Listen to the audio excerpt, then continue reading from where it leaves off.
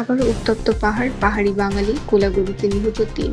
আবারও উত্তপ্ত হয়ে উঠেছে পার্বত্য জেলার খাগড়াছড়ি। জেলার দীঘিনালায় পাহাড়ি ও বাঙালিদের মধ্যে সংঘর্ষের জের ধরে ১৯ সেপ্টেম্বর বৃহস্পতিবার রাতভর জেলার সদরে থেমে থেমে গোলাগুলির ঘটনা ঘটেছে। রাতে গোলাগুলি ও বিকেলের সংঘর্ষের ঘটনায় এ পর্যন্ত তিনজন নিহতের খবর পাওয়া গেছে। আহত হয়েছে বেশ কয়েকজন। নিহতরা হলেন জুনান চাকমা, ধনজন চাকমা ও রুবেল চাকমা। নিহতদের মধ্যে ধনজন দীঘিনালায় বৃহস্পতিবার সন্ধ্যায় সংঘর্ষে মারা যান। এদিকে বৃহস্পতিবার রাত আনুমানিক 10:30টার দিকে জেলার শহরের নারায়ণখাইয়ার স্বনির্ভর এলাকায় ব্যাপক গুলির শব্দ শোনা যায়, যা গভীর রাত পর্যন্ত স্থায়ী ছিল। স্থানীয় সূত্র জানায়, মামুন হত্যার বিচারের দাবিতে বাঙালিরা মিছিল বের করলে পাহাড়িরা বাধা দেয়। এ নিয়ে উভয় গ্রুপের দ্বন্দ্ব তৈরি হয়।